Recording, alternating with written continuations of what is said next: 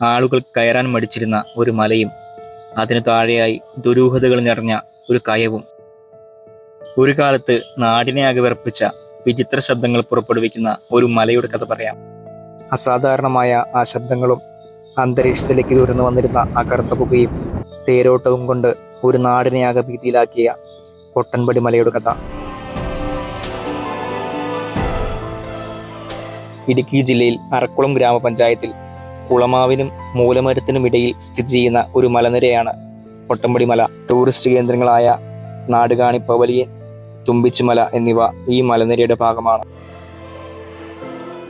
ഈ മലയുമായി ബന്ധപ്പെട്ട് അറക്കുളം, ചേറാടി ആശ്രമം നിവാസികൾ പണ്ട് മുതലേ പറഞ്ഞു കേൾക്കുന്ന ഒരു കഥയുണ്ട്. അറക്കുളം ക്ഷേത്രത്തിലെ ഉത്സവത്തിന്റെ സമയത്ത് പൊട്ടൻപടി മലയിൽ നിന്നും ചെമ്പ് വലിക്കുന്ന വലിയ ശബ്ദവും കറുത്ത പുകയും കാണാമെന്ന്. ഇതിലൊക്കെ എത്രമാത്രം സത്യമുണ്ടെന്ന് നമുക്കൊന്ന് അന്വേഷിച്ച് നോക്കാം. ഞങ്ങളിവിടെ താമസം അവിടെ തുടങ്ങിയ കാലഘട്ടം തൊട്ട് പാറയുടെ മുകളിൽ നിന്ന് അതിഭീകരമായ ശബ്ദം, ചെമ്പ് വലിക്കുന്ന ഒച്ചയും ഈ പോച്ചെറുളുകൾ പൊങ്ങുന്നതും. ചെമ്പ് നമ്മൾ പാറയെക്കൂടി ഇട്ട് വലിക്കല്ലേ, ചിലമ്പിന്റെ പോലത്തെ ആ ഒച്ച.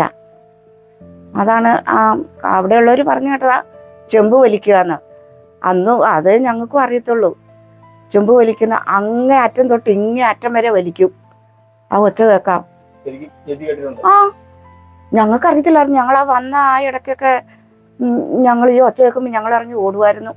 അടുത്ത വീട്ടിൽ ചെല്ലും. അന്നേരം അവരാ പറഞ്ഞേ ഇതിങ്ങനെ സ്ഥിരം പറയുന്ന ഇങ്ങനെ ഈ സമയത്ത്, ഈ ഉത്സവം നടക്കുന്ന സമയത്ത് ഇതിങ്ങനെ കേൾക്കുന്നതാന്ന് പറഞ്ഞു. പക്ഷെ എന്നാലും നമുക്ക് പേടിയാവുമായിരുന്നു. അതുപോലെ തന്നെ വെള്ളി തേര് പോകുന്ന കണ്ടിട്ടുണ്ട്. പൊട്ടൻപടി പാറയുടെ ഉള്ളു പൊള്ളയാന്ന് അവിടെയുള്ള ആൾക്കാർ പറഞ്ഞു കേട്ടിട്ടുണ്ട്. അപ്പം നാടുകാണി തുരങ്കം അതിലേ പോകേണ്ടതെങ്ങാണ്ടായിരുന്നു. അത് തുറന്ന് ചെന്നപ്പം ഒരു ചെവിയെ കിടന്നിട്ട് ഒരു ചെവി പുതച്ച് കിടക്കുന്നു. ഒരു അതിഭീകരമായ ഒരു രൂപത്തെ കണ്ട് സായിപ്പന്മാര്, എഞ്ചിനീയർമാര് അവര് പിന്നോട്ട് വലിഞ്ഞതാന്നാ പറയുന്നേ. അതും പറഞ്ഞു കേട്ടിട്ടുണ്ട്. സപ്താഹം നടക്കുന്ന സമയത്ത് അവിടുത്തെ ഒരാചാര്യൻ ഇങ്ങനെ പറഞ്ഞിട്ടുണ്ടായിരുന്നു, ആ പൊട്ടൻപടി മല ജനവാസയോഗ്യമല്ലാത്ത രീതിയിൽ എല്ലാവരും അവിടുന്ന് ഇറങ്ങിപ്പോകുമെന്ന് പറഞ്ഞിട്ടുണ്ടായിരുന്നു.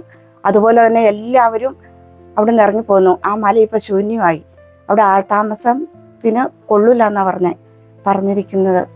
ആളുകൾ താമസിക്കാൻ കൊള്ളിയല്ല. അത് വനദേവതകളെന്ന് പറയാം, അല്ലെങ്കിൽ പാറയ്ക്കുള്ളിൽ എന്തെങ്കിലും അദൃശ്യശക്തി ഉണ്ടായിരിക്കാം.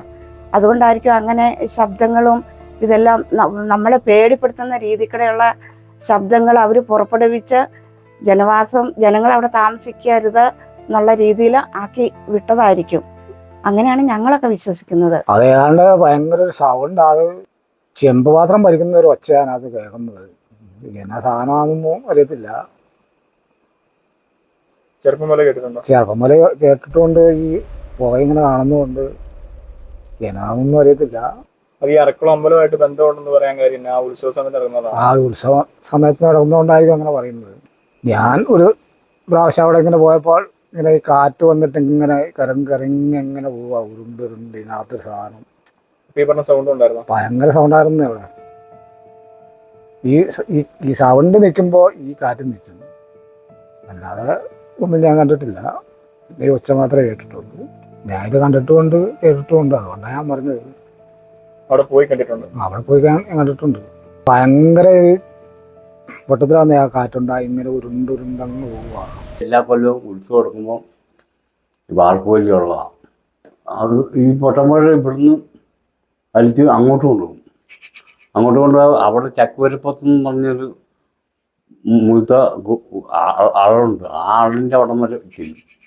പിന്നെ അവിടെ കൊണ്ട് തീരുക. ശരിക്കും കേട്ടിട്ടുണ്ടല്ലേ? ആ, ഭയങ്കര സൗണ്ടാണോ? ആ, ഭയങ്കര സൗണ്ടാണ്. അത് ഒന്നാം ഉത്സവത്തിന് തുടങ്ങും നേരത്തെ. 7ാം ഉത്സവം വരെ ഉണ്ടായിരുന്നു ആ വാർപ്പുവലി. അത് ഇവിടുന്ന് ആ ഗിരിമാർഗിൻ്റെ അവിടെ നിന്ന് കിഴക്കോട്ട് പോയി കഴിഞ്ഞാൽ ആ മുകളിൽ 5 കല്ലിൻ്റെ അടുത്ത് വരെ പോകും. അവിടെ ചെന്ന് കഴിയുമ്പോഴത്തിന് പിന്നെ ഈ കറുത്ത പുക അങ്ങ് മുകളിലോട്ട് പോകും. അപ്പം അതിൻ്റെ അടുത്ത് നിൽക്കുന്ന താഴെയൊക്കെ നിൽക്കുന്ന ആൾക്കാർ പറയും അതിൻ്റെ അകത്തൂടെ ഒരാൾ മുകളിലോട്ട് പൊങ്ങുന്ന ആളാണ്. പക്ഷെ അത് ഇവിടുന്ന് ഒത്തിരി ആളുകൾ നോക്കി നമുക്ക് അറിയത്തില്ല. പക്ഷെ അത് പണ്ട് മുതലേ ഉള്ളതാണ്. ഇപ്പോൾ ഒരു 10-12 വർഷമായിട്ട് അത് കേൾക്കുന്നില്ല. അത് അതിനകത്ത് അതിൻ്റെ ഉള്ളു പൊള്ളയാന്നാണ് പണ്ട് കാരണന്മാർ പറയുന്നത്. ഉള്ളു പൊള്ളയാന്ന്. പണ്ട് പവറോസ് ഈ ഏറ്റവും മുകളിൽ പവറോസ് അടിക്കാൻ വേണ്ടി അവിടെ വന്ന് സാഹിബ്മാർ നോക്കിയതാന്ന് പറഞ്ഞു. പക്ഷെ അന്ന് ഈ നോക്കിക്കഴിഞ്ഞപ്പോഴത്തേന് ഉള്ളു പൊള്ള കാരണം അവിടുന്ന് അങ്ങോട്ട് മാറ്റി അടിച്ചതാണ് കാരണന്മാരിങ്ങനെ പറയുന്നത്. അപ്പം അതിനകത്ത് അന്ന് കാരണന്മാർ പറയുന്ന പഴയ ചോദിക്കുമ്പോൾ ദേവകന്യകളാണ് അതിനകത്ത് ഇരിക്കുന്നതാണ്. കന്യകളാണ് ഇരിക്കുന്നത്. അപ്പോൾ അവരങ്ങനെ ഈ ഉത്സവത്തിന് സമയത്ത് ഇങ്ങനെ അവിടെ പായസം വെച്ചിട്ട് ആ ചെമ്പ് കഴുകാൻ ഈ വലിയുറങ്കത്തിലോട്ട് കൊണ്ടുവരുന്നതാണ് അവർ പറയുന്നത്. ഇങ്ങനെ വലിച്ച് കൊട്ടമ്പടിയിൽ നിന്ന് ഒരു തേര് പോക്കുണ്ടായിരുന്നു ഇവിടുന്ന് നേരെ അങ്ങോട്ട്. അത് കണിക്കമലയിലോട്ടാണെന്നാണ് പറയുന്നത്. ഇപ്പം അതിൻ്റെ ഒച്ചയുമില്ല. നേരത്തെ നമുക്ക് കാണാമായിരുന്നു ഒരു തീവട്ടം ഇങ്ങനെ പോകുന്ന സൗണ്ട് ഇട്ട്. അതിനൊരു പ്രത്യേക സൗണ്ട്. ആ സൗണ്ട് നമ്മൾ കേട്ട് കഴിഞ്ഞാൽ പേടിയാവും.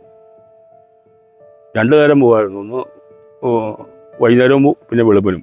ചെമ്പുവലി എന്ന് പറഞ്ഞാൽ അതിനെപ്പറ്റി അറിയാനായിട്ട് പുറത്തുനിന്നുള്ള ആളുകളൊക്കെ അന്നത്തെ കാലത്ത് ശ്രമിക്കാറും പറയാറുണ്ട്. എൻ്റെ കൂടെയൊക്കെ ആൾക്കാർ വന്നിട്ടുണ്ട് ഇത് കാണാനായിട്ട്, അറിയാനായിട്ട്. അങ്ങനെ ഒന്ന് കാണണമെന്നില്ല. അത് തന്നെ ഇതിനെപ്പറ്റി അഭിപ്രായം പറയുകയൊക്കെ ചെയ്യാനായിട്ട് ആൾക്കാർ ശ്രമിച്ചാൽ അപ്പോഴേ അത് നിന്നു പോകാറുണ്ട്. പിന്നെ അന്നത്തെ ദിവസം ഇതുണ്ടായെന്ന് വരികയില്ല. കൂടുതലായിട്ട് ഇതുണ്ടാകുന്നത് ഏഴാം ഉത്സവം, അർക്കുളം അമ്പലത്തിൽ ഏഴാം ഉത്സവം അതിനോട് ചേർന്ന ദിവസങ്ങളിൽ അല്ലെങ്കിൽ അത് കഴിഞ്ഞു വരുന്ന ദിവസങ്ങളിൽ ആണ് പതിവായിട്ട് കാരണന്മാർക്ക് എല്ലാവർക്കും അറിയാം. സൗണ്ട് കേൾക്കുന്നത് നോക്കാൻ പോയിട്ടില്ല. ഉണ്ട്. ഞങ്ങളിത് എന്താണ് സംഭവം എന്നറിയാൻ വേണ്ടിയിട്ട് ഒരാളെ കൂട്ടിന് കൂട്ടി ഇത് നന്നായിട്ട് നടന്നുകൊണ്ടിരിക്കുന്ന സമയത്ത്, പതിവായിട്ടുള്ളത് ദിവസങ്ങളിൽ നടന്നുകൊണ്ടിരിക്കുന്ന സമയത്ത് നമ്മുടെ ഒരു കൂട്ടുകാരനുമായിട്ട് നേരെ ഇതിൻ്റെ ടോപ്പിൽ കയറി കിലോമീറ്ററുകൾ, അതായത് ഒരു 3-4 കിലോമീറ്ററെങ്കിലും നടക്കണം ഈ സ്ഥലത്ത് എത്തണേൽ. ഒരു പകുതി വഴി എത്തിക്കഴിഞ്ഞപ്പോൾ കൂട്ടുകാരൻ പിൻവലിഞ്ഞു. അപ്പം നമ്മളെല്ലാവരോടും വലിയ വാചകമൊക്കെ പറഞ്ഞാൽ എന്നാ വന്നാലും പോകും, ചത്താലും ജീവിച്ചിരുന്നാലും പ്രശ്നമല്ല, ഇതെന്നാന്ന് അറിഞ്ഞിട്ടേ ഉള്ളതെന്നൊക്കെ പറഞ്ഞ് ഞങ്ങൾ പല ആൾക്കാരുമായിട്ട് കൂട്ടുകാരുമായിട്ട് ഇരിക്കുമ്പോൾ പറഞ്ഞിങ്ങനെ വാശി കയറ്റി 2 പേര് വരാനായിട്ട് എനിക്കൊരു കൂട്ടും വേറൊരുത്തനെ കൂടെ കൂട്ടി പോയി. പകുതി വഴി എന്നപ്പം മറ്റവൻ പറഞ്ഞു ഞാനില്ലെന്ന് പറഞ്ഞു. ഇത് സംഭവം നടന്നുകൊണ്ടിരിക്കുക. നല്ല നിരപ്പായ വഴി, പൊട്ടമ്പടിയുടെ ടോപ്പിലോട്ട് പോകുന്ന ഭാഗം. അപ്പം അങ്ങനെ എനിക്ക് പിന്നെ ഭയങ്കര നാണക്കേട്. ഇതിൻ്റെ അടയാളം കുത്താനുള്ള അടയാളമൊക്കെ വെട്ടി ചുമന്നയച്ചില്ലെന്ന് കുരിശൊക്കെ ഉണ്ടാക്കി അവിടെ കുത്തി. ഞാനതൊന്നും ഭാവിച്ചില്ല. എല്ലാവരോടും പറഞ്ഞു, കൂട്ടുകാരോടെല്ലാം പറഞ്ഞ് പോകുമെന്നെല്ലാം പറഞ്ഞ് തിരികെ എത്തിയിട്ട് പിന്നെ എങ്ങനെയാണ് പോകാതെ പേടിച്ച് പോരുക എന്ന് പറയല്ലേ. സംഭവം അവിടെ നടന്നുകൊണ്ടിരിക്കുക, ചെമ്പോല് നടന്നുകൊണ്ടിരിക്കുക. എന്നാ വന്നാലും വേണ്ടിയാണെന്ന് ഓർത്ത് അപ്പം അവിടെ നിന്ന് ഒരു 1-1.5-2 കിലോമീറ്റർ അകലെ ഈ സംഭവം നടക്കുന്നത് നമുക്ക് കാണാം, ഒച്ചയും കേൾക്കാം. അങ്ങോട്ട് തന്നെ വേണം നടന്നിയല്ല. എന്നാ വന്നാലും വേണ്ടിയാണെന്ന് ഓർത്ത് ഞാൻ ഈ കുരിശുമൊക്കെ ആയിട്ട് വെളുത്ത നിറമൊക്കെ കാണുന്നുണ്ടല്ലേ അകലെ നിന്നുണ്ടാകും. എത്ര കിലോമീറ്റർ, 4-5 കിലോമീറ്റർ അകലെ നിന്നൊക്കെ കാണണം. അതിന് വേണ്ടിയിട്ട് ഈ പേപ്പറും അതുപോലെയുള്ള വെളുത്ത തുണികളും എല്ലാം അവിടെ നിരത്തി കല്ലുമൊക്കെ പെറുക്കി വെച്ച് ആൾക്കാർക്ക് അകലെ നിന്നാൽ കാണാവുന്ന രീതിയൊക്കെ ഉണ്ടാക്കി വെച്ചപ്പോൾ ഇത് മുറുകി വന്നു. അപ്പം ഞാനൊന്ന് ഞെട്ടിപ്പോയി. ഭയങ്കരമായിട്ട് പുല്ല് എല്ലാം വളച്ചൊടിച്ച് പാതിറക്കുന്ന പോലെ പുല്ലെല്ലാം അങ്ങോട്ട് വളച്ച് എല്ലാം ഒരു സൈഡിൽ നിന്ന് പാതിർത്തേച്ച് നമ്മൾ പുത്തൻ വായൊക്കെ തെറുത്ത് വെച്ചിട്ട് വിട്ടാൽ എങ്ങനെ വരും, അതുപോലെ തന്നെ പായിങ്ങനെ ചുട്ടി വെച്ചിട്ട് വിടുവാണെന്നുണ്ടെങ്കിൽ എങ്ങനെ വരും, അതുപോലെ തന്നെ ഈ പുല്ലെല്ലാം കൂടെ ഇങ്ങനെ ചുരുട്ടി വെച്ചിട്ട്. എന്നാൽ ഞാനൊരു ചെറുതായിട്ട് ഞെട്ടിപ്പോയി. ധൈര്യം വിട്ടാളൊക്കെയല്ലോ. അവിടെ ഒരു മനുഷ്യനും ഇല്ലാത്ത കുളമാവും മൂലമറ്റത്തിൻ്റെ സെൻറ്ററായിട്ടായി ഭാഗം വരും. ഞാൻ പിന്നെ അതൊന്നും നിന്നില്ല, തിരിച്ചു പോരുമായിരുന്നു. പക്ഷെ രാത്രി വീട്ടിൽ വന്ന് കഴിഞ്ഞപ്പോൾ വീട്ടിൽ വന്ന് കിടന്ന് ഉറങ്ങി കുറേ നേരം സമയമായി കഴിഞ്ഞപ്പോൾ എന്തോ ഒരു മാനസികമായിട്ടുള്ളൊരു വിഷമം. ഞാനൊന്നും അറിയുന്നില്ല, വീട്ടിൽ കിടന്നവരൊക്കെ അറിയുകയും പറയുകയും. ആദർശികമായിട്ട് എനിക്ക് എന്തൊക്കെയോ ഒരു വിഷമങ്ങളൊക്കെ തോന്നുകയും എൻ്റെ അമ്മേനെ കൊണ്ട് പടയത്തൂരിയിരിക്കുന്ന ഒരു അച്ഛൻ്റെ അടുക്ക പോവുകയും അച്ഛൻ എന്തൊക്കെയോ മരുന്നുകൾ തരികയും എന്നെ ഉപദേശിക്കുകയും മേലാൽ ഇങ്ങനെയുള്ളൊരു വഴിക്ക് പോയേക്കരുത്, ഒറ്റയ്ക്കും മറ്റും ഇത്ര അകലെ പോകാവും, എന്ത് കാണാൻ പോയതാ എന്നൊക്കെ ചോദിച്ചു അച്ഛനോട് ഒത്തിരി തട്ടിക്കുക. അതൊക്കെ ഞാൻ ഓർക്കുന്നുണ്ട്. അപ്പോൾ ഞാൻ പറഞ്ഞു ഇനി മേലെ പോവുക എന്നൊക്കെ അച്ഛനോട് പറഞ്ഞല്ലോ. അതൊക്കെ പറഞ്ഞു. അപ്പോൾ അച്ഛൻ പറഞ്ഞൊരു കാര്യം ചെയ്യും, തൊട്ടടുത്ത് പള്ളിയാണ്, അപ്പോൾ മുറിയിലായി സംഭവം. അവിടെ ചികിത്സിച്ചൊക്കെ ചെയ്യാൻ ഒത്തിരി ആളുകളുണ്ട്. ആളുകൾ 5-10 പേര് ക്യൂ ആയിട്ട് നിന്നു. ഏറ്റവും പുറകിൽ നിന്ന് എന്നെ വിളിച്ചു ആദ്യം. അപ്പോൾ അങ്ങനെ എന്നെ വിളിച്ച് ഒരു ഉപദേശമല്ല എന്തോന്ന്, ഇനി മേലാൽ ഇങ്ങനെ പോയിട്ട് ഇങ്ങോട്ട് വന്നേക്കരുതെന്ന് പറഞ്ഞു. പള്ളിയിൽ പോയി ഒരു ഞങ്ങളുടെ പ്രാർത്ഥനയൊക്കെ ഒരു കുറേ നേരം കഴിഞ്ഞിട്ട് ഒപ്പണം പറഞ്ഞു. പരീക്ഷിക്കാൻ പോകേണ്ട ഒരു കാര്യവുമില്ല അവിടെ. എന്തായിരിക്കും എന്ന് ചോദിച്ചാൽ ആർക്കും ഉത്തരമുള്ളൊരു കാര്യമല്ല. എല്ലാവരും ഇത് കേട്ടിട്ടുണ്ട്, പഴയ കാലത്തെ കാരണന്മാരെല്ലാവരും. അത് എന്നാ ചെമ്പുവലി പറയുന്ന ഇതാ, ഏതാണ്ട് ചെമ്പ് നിലത്തിട്ട് വലിക്കുന്ന പോലെയുള്ളൊരു ഒച്ചയാകലെ നേരം. ഇപ്പം ഇവിടെ നിന്ന് ഇങ്ങനെ നമ്മൾ ഇവിടെ ഇരിക്കുകയാണ്, ഫസ്റ്റായിട്ട് കേൾക്കാം. എത്ര കിലോമീറ്റർ അകലമാണെന്നറിയോ? ഇപ്പം നമ്മൾ ഇവിടെ ഇരിക്കുന്നതായിട്ടൊരു 4-5 കിലോമീറ്ററിൻ്റെ അകലമുണ്ട് ഈ കാറ്റടിക്കുന്നത്. അല്ലാതെ അവിടെ ഇടയ്ക്ക് കാറ്റ്, ഈ കാറ്റിൻ്റെ ഇടയ്ക്ക് ഇതിവിടെ കേൾക്കുന്നതെന്ന് ഓർക്കണം. എങ്ങനെയാണ് ഭയങ്കരമായ ശബ്ദമുണ്ട്. ഞാനതിന് തൊട്ടടുത്ത് പോയി നിന്ന് കേട്ടിട്ടുണ്ട്. തൊട്ടടുത്ത് ചെന്നതാ. തൊട്ടടുത്ത് നിന്ന് ഈ കാറ്റ് വന്നപ്പോൾ ഞാൻ അവിടുത്തെ എന്നെ കൊണ്ടുപോകുന്ന പറഞ്ഞത്. അതിനാന്ന് വെച്ചാൽ ഈ പുല്ലെല്ലാം കൂടി ഇങ്ങോട്ട് തെറുത്തു. പുല്ല് നല്ല ഒരാൾ പൊക്കത്തിരിക്കുന്ന പുല്ലാണ്.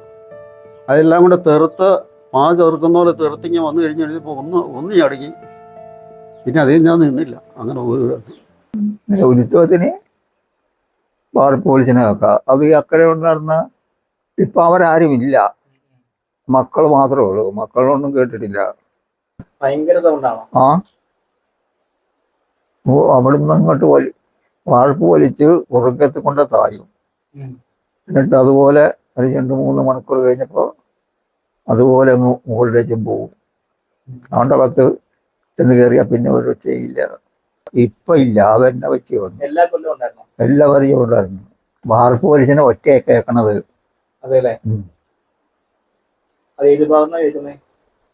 നേരം പഠിച്ചെന്ന് വിധി ഓടിച്ചെന്ന് ശബ്ദം മാത്രമേ ആ ശബ്ദം മാത്രമേ ഉള്ളൂ. കുറുങ്കേത്ത് വന്നതാ രാമനാച്ചും. പിന്നെ ഒരു 1-2 മണിക്കൂർ കഴിയുമ്പോൾ പിന്നെ മുകളിലേക്ക് ഉരച്ച് കിടന്ന് പോണതാക്കാം.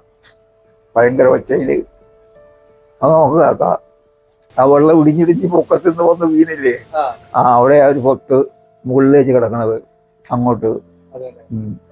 അതിപ്പോഴൊന്നും നമ്മൾ അവിടെ ചെന്ന് വെള്ളത്തിൽ മുങ്ങി നോക്കിയാലും കാണാം. അവിടെ എങ്ങാണ്ട് ഒരു മൂർത്തിയുണ്ട് ഇതിൻ്റെ അകത്ത്. ഒന്നല്ല, 2-3 3 പറഞ്ഞ. അതല്ലേ ഈ അവിടെ വെറുതെ തുളച്ചാനായിട്ട് വന്നതാ അവിടെ. അന്നേരം ഉറപ്പില്ല, മൂർത്തി ഇരിപ്പുണ്ട്. അത് കുഴിച്ചിട്ട് നേരെ പോലും നോക്കണില്ല. കൊൽബമ്മത്തനെ കൊണ്ടുവന്നു. ആ കൊൽബമ്മത്തൻ വന്ന് നോക്കിച്ചും പറഞ്ഞു തന്നെ കൊണ്ട് സാധിച്ചതാണെന്ന് പറഞ്ഞു. അന്നല്ല, തലേരുവഴിയാ, വിറ്റരുവഴി 7 ഭയങ്കര വാർപ്പ് വലിക്കുമ്പോൾ ഭയങ്കര രക്തം കേൾക്കാം. ഇതെല്ലാം കഴിഞ്ഞു ശിവരാത്രിയുടെ അന്ന് തലേരുവഴിയാണ് ഈ പുക ഇങ്ങനെ പൊങ്ങുന്നത്. ഇവിടെ നിന്ന് പൊങ്ങിയാൽ അങ്ങോട്ട് പോകും. അതൊക്കെ ഞാൻ കണ്ടത്, ആരും പറഞ്ഞു കേട്ടതല്ല. ഇപ്പം പണ്ടൊക്കെ അങ്ങനെ വാർപ്പ് വലിക്കുമ്പോൾ രക്തം കേൾക്കുമ്പോൾ കുറുങ്കയത്തിൽ വെള്ളം കലങ്ങി വരുമെന്നാണ് പറഞ്ഞത്. ചെറിയ പൊട്ടം പിടിക്കേ ഇതുപോലെ കഥ കൊണ്ടെന്ന് പൊട്ടം പിടിക്കുന്ന കുറുങ്കയത്തിനോട്ടൊരു വഴിയുണ്ടെന്നാണ് പറഞ്ഞത്. ഇതൊക്കെ കണ്ടവർക്കും കേട്ടവർക്കും നേരിൽ പോയി മനസ്സിലാക്കിയവർക്കും പലതരത്തിലുള്ള അഭിപ്രായങ്ങൾ. പക്ഷെ എന്തായാലും എല്ലാവരും സമ്മതിക്കുന്ന ഒരു കാര്യമുണ്ട്, അവിടെ സാധാരണയിൽ കവിഞ്ഞ എന്തോ ഒന്ന് നടന്നിരുന്നു.